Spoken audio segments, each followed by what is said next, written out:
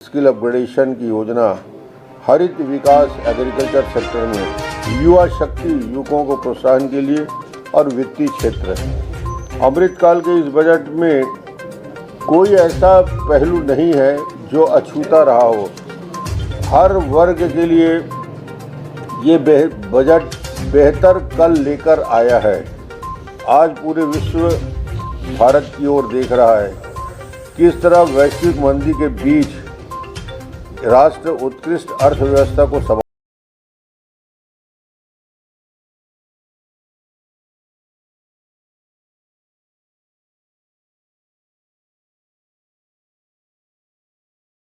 अमृतकाल आया है। वित्त मंत्री निर्मला सीतारमण जी ने अपने बजट का आकार, जो बजट का आकार 39.44 लाख करोड़ था, वो 39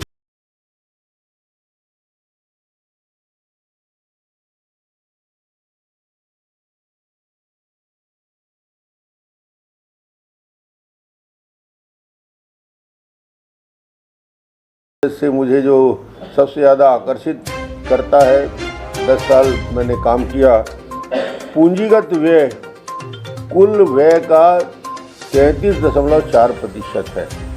किसी बजट की आत्मा होती है, किसी बजट का सबसे महत्वपूर्ण पहलू रहता है, वो रहता है उसका पूंजीगत व्यय। जहाँ विकास के काम होते हैं, जहाँ डेवलपमेंट दिखता है सड़क लोगों का, वो पूंजीगत व्यय में 33.4% है, जो कुल व्यय पूंजीगत व्यय 10 लाख करोड़ का है। और ये देश के अधोसंरचना के विकास के लिए बहुत बड़ा मजबूत आधार बनेगा। दूसरा महत्वपूर्ण पहलू है कर राजस्व में बढ़ोतरी। जब तक राजस्व नहीं बढ़ेगा तब तक डेवलपमेंट के लिए पैसे कहाँ से आएंगे।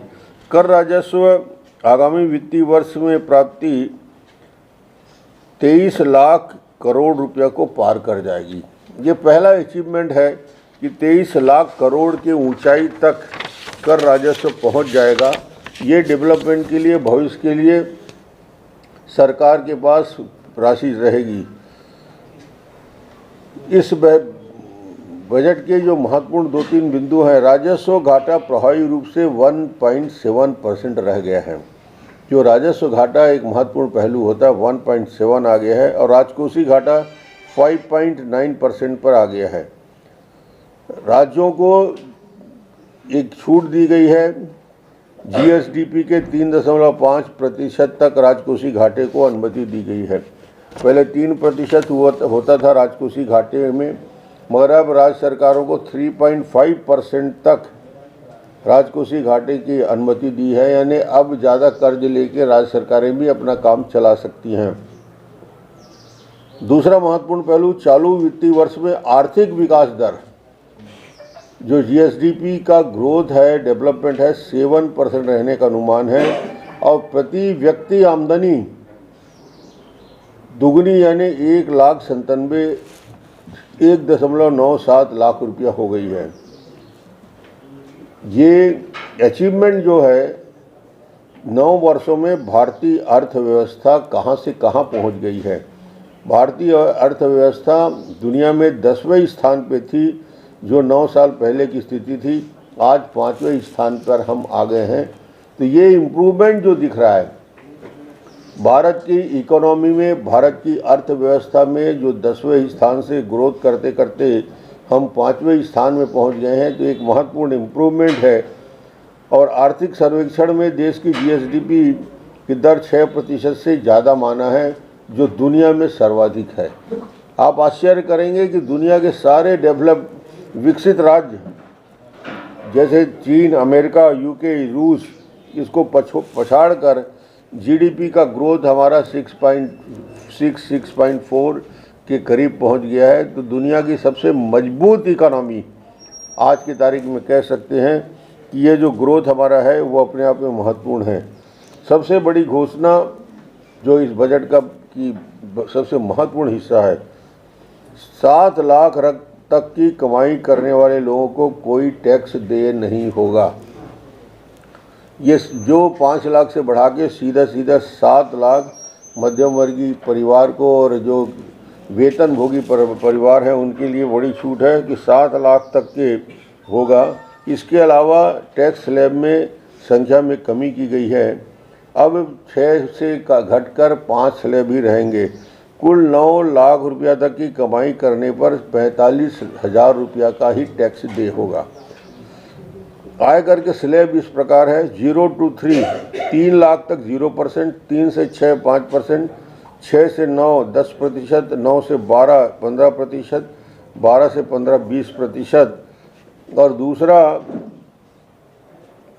जो सर्वाधिक टैक्स रेट जो पहले 42.5% था उसको घटा के 39% हो गया है। तो हाईएस्ट जो टैक्स का स्लैब था वो भी कम हुआ है, सरचार्ज भी 37 से 25% में आया है। वरिष्ठ नागरिकों के लिए 15 लाख की लिमिट को बढ़ाकर 30 लाख करने का महत्वपूर्ण ऐलान किया गया है। वरिष्ठ नागरिकों को 15 लाख से बढ़ा के 30 लाख की लिमिट में ला गया। महिला सम्मान बचत पत्र योजना का ऐलान बजट में किया गया है। महिला सम्मान पत्र में इस स्कीम में महिलाएं 2 साल में 2 लाख रुपया का निवेश कर सकेंगी। यह जमा पर टैक्स की छूट रहेगी और 7.5% का रिटर्न भी मिलेगा। तो महिलाओं के लिए एक महत्वपूर्ण योजना इस स्कीम में लागू किया गया है। एक महत्वपूर्ण बिंदु जो छत्तीसगढ़ जैसे राज्य जिसमें प्रभावित होता है, पीएम आवास योजना का आवंटन 66% प्रधानमंत्री आवास योजना में वृद्धि कर दी गई है। 79,000 करोड़ की योजना है जिसमें छत्तीसगढ़ को 1 रुपया भी नहीं मिलेगा, क्योंकि प्रधानमंत्री आवास योजना का काम पूरी तरीके से छत्तीसगढ़ सरकार ने बंद करके रखा है। इतनी बड़ी योजना जहां 66% ज़्यादा लोगों को आवास मिलता या मिलेगा देश भर में, अकेला छत्तीसगढ़ अछूता रहेगा। ये भूपेश सरकार के पूरे 4 साल की सबसे बड़ी असफलता है। केंद्र सरकार पैसा बढ़ाती जा रही है और 79,000 करोड़ रुपया 79,000 करोड़ रुपया की राशि रखी गई है और दुर्भाग्य से हमको नहीं मिलेगा इसका कोई लाभ पूरे छत्तीसगढ़ में। खाद्यान्न योजना के लिए 80 करोड़ लोगों के लिए 2 लाख करोड़ खर्च किए जाएंगे। किसान सम्मान निधि के तहत 2.2 लाख रुपया खर्च किए जाएंगे। एग्रो स्टार्टअप के लिए कृषि वर्धन योजना स्थापित किया जाएगा। किसान क्रेडिट कार्ड के लिए 9,000 करोड़ का प्रावधान किया गया है। स्वच्छ भारत मिशन में 11 करोड़ शौचालय का निर्माण एक बड़ा टारगेट तय किया है। 1947 छत्तीसगढ़ के लिए फ़ायदेमंद है। 1947 तक सिकल सेल एनीमिया समाप्त कर दिया जाएगा। तो ये सिकल सेल एनीमिया का प्रॉब्लम छत्तीसगढ़ में है, उसके लिए प्रोजेक्ट बना के काम करेंगे। और जो जनजाति हैं, प्रिमिटिव ट्राइब्स के ट्राइबल लोग हैं, ट्राइबल खास तौर से छत्तीसगढ़ को इसका लाभ मिलेगा। विकास के लिए मिशन शुरू किया जाएगा और 3 साल में 15,000 करोड़ रुपया खर्च किया जाएगा। ये जो प्रिमिटिव ट्राइब्स हैं, बैगा और जैसे जनजाति के समाज हैं और उनके लिए लाभ मिलेगा। अगले 3 साल में 500 एकलव्य विद्यालयों के लिए 38,800 शिक्षक की भर्ती होगी। इसके साथ ही साथ 2014 से अब तक 157 मेडिकल कॉलेज खोले गए हैं। रेलवे के बजट के आकार को 2.4 लाख करोड़ कर दिया गया है। जो 13 और 14 का रेलवे का बजट हुआ करता था उसका 9 गुना बढ़ गया है, 2.4 लाख करोड़। रेलवे में 100 नई परियोजना जिसके लिए 75,000 करोड़ का प्रावधान किया गया है।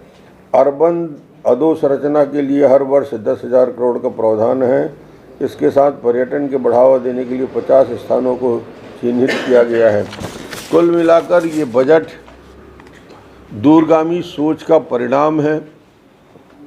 गरीब परिवार के लिए, मध्यम वर्गीय परिवार के लिए, गरीबों के लिए आवास से लेकर शुरू करके महिलाओं को चिंता करते हुए मध्यम वर्गीय पेशा में जो छोटे छोटे सर्विस करते हैं, जॉब करते हैं, उनको 7 लाख तक की छूट की व्यवस्था की गई है। तो ये बजट 1947 का एक रोड मैप बन के आया है जो अमृतकाल जिसे कहा जाता है, उस अमृतकाल में भारत और तेज़ी के साथ कैसे विकसित करेगा। इस बजट की सबसे बड़ी बात यही है कि ये सर्वग्राही और सर्वस्पर्शी बजट के रूप में है और मध्यम वर्गीय परिवार का ही बजट है। डॉक्टर साहब आप वित्त मंत्री खुद रहे हैं, ये सबसे कर- बड़ी बात यह है कि महंगाई को लेके कांग्रेस अभी जो प्रतिक्रिया दे रही है उसमें कह रही है कि महंगाई का कहीं जिक्र नहीं है कम करने का। डॉक्टर साहब इसी से जुड़ा है, शशि थरूर ने भी कहा है बेरोजगारी का भी जिक्र इसमें नहीं किया गया है, साथ ही मजदूर के लिए भी कोई इस बजट में शामिल नहीं हुआ है। देखिए, भारत की अर्थव्यवस्था को मजबूती प्रदान करने का काम इस बजट में किया गया है। एक तरफ तो मध्यम वर्गीय गरीब परिवारों को टैक्स की राशि में छूट दी गई है, दूसरी तरफ जो डेवलपमेंट के काम हैं, जैसे अधोसंरचना में मैंने बताया कि 10 लाख करोड़ रुपया पूंजीगत व्यय में, जब पूंजीगत व्यय में जब पैसा खर्च होता है तो ये पूंजीगत व्यय में किया गया एक एक पैसा रोजगार को पैदा करता है, रोजगार तैयार करता है। सड़क बनेगा, पुल बनेगा, स्कूल बनेगा, अस्पताल बनेगा, इंफ्रास्ट्रक्चर बनेगा, तो लाखों लोगों के लिए रोजगार के अवसर प्रदान होता है। तो ये अपने आप में बहुत बड़ी स्कीम है। और उसमें मैंने बीच में आपको बताया था कि ज़्यादा से ज़्यादा लोगों को कैसे हम जोड़ सकते हैं। ये 3 वर्षों में 47 लाख युवकों को सहायता प्रदान करने के लिए राष्ट्रीय शिक्षुता योजना लागू किया गया है, जिसमें नवयुवक जो बेरोजगार हैं उनको बेरोजगारी भत्ता जैसे राशि का प्रावधान किया गया। डॉक्टर साहब, कांग्रेस इसी निर्णय की पीएम किसान सम्मान निधि में वृद्धि की जानी थी, इसकी घोषणा के लिए पूरे देश भर के किसान इंतजार कर रहे थे। कांग्रेस को तो निराश होना ही पड़ेगा, क्योंकि उनको मालूम है कि ऐसा लोकप्रिय बजट आया है कि आने वाले चुनाव वर्ष में ये अपने आप में ट्रम्प कार्ड साबित होगा और जनता की ज़्यादा से ज़्यादा समर्थन इसमें मिलेगा। जहाँ तक सवाल है, प्रधानमंत्री जी ने 2 लाख करोड़ रुपया की राशि किसानों को अभी तक दिया है इन योजना में। डॉक्टर साहब, बजट आने के बाद ये कि चाहे जैविक खेती की बात हो जिसका जिक्र बजट में है, या गोबर की बात हो, या मिलेट्स की बात हो, इन तमाम बातों का जिक्र हुआ है इस बार बजट में और प्रदेश सरकार इसे बढ़ावा दे रही है। कृषि मंत्री रविंद्र चौबे कह रहे हैं मिलेट को बढ़ावा देने की योजना माननीय नरेंद्र मोदी जी की पहले से है और मिलेट को बढ़ावा देना ही चाहिए। राज्य सरकार मिलेट को नाम भर लेती है, मगर मिलेट की आज तक खरीदी की कोई एक भी व्यवस्था पूरे प्रदेश में नहीं कर पाई है। मिलेट के प्रोत्साहन देने के लिए केंद्र सरकार ने जो योजना बनाई है उसमें रिसर्च इंस्टीट्यूट की स्थापना होगी, ट्रेनिंग होगी, ज़्यादा से ज़्यादा लोगों को इसकी खेती से जोड़ने का प्रयास होगा और छत्तीसगढ़ जैसे राज्यों को सीधा सीधा इसका फ़ायदा मिलेगा। कर्ज से दबी सरकार कहते रहे हैं और अभी एक आपका पॉइंट आया कि ज्यादा कर्ज लेकर भी राज्य सरकारें अपना काम चला सकती हैं, तो अब आगे इनको क्या और कर्ज ले लेना चाहिए क्या? अरे कर्जा ले भैया, मगर कुछ तो करे। कर्जा ले रहा है मगर न सड़क बन रहा है, न पुल बन रहा है, न स्कूल बन रहा है, न अस्पताल बन रहा है। नरवा गरवा घुरवा बारी में पूरा बर्बाद कर दिया। कर्जा लो, कर्जा लेने में आपत्ति नहीं है। मैं बार बार कहता हूँ कि कर्जा लेने में कोई दिक्कत नहीं है, मगर आप जो इंफ्रास्ट्रक्चर में खर्च करना है वो तो 0/सन्नाटा है। चेतन चंडिका की लगातार सही और सटीक खबरें देखने के लिए चेतन चंडिका न्यूज़ को सब्सक्राइब, लाइक, कमेंट एवं शेयर करना ना भूलें और बेल आइकॉन बटन दबाना ना भूलें। लगातार चेतन चंडिका आपके लिए।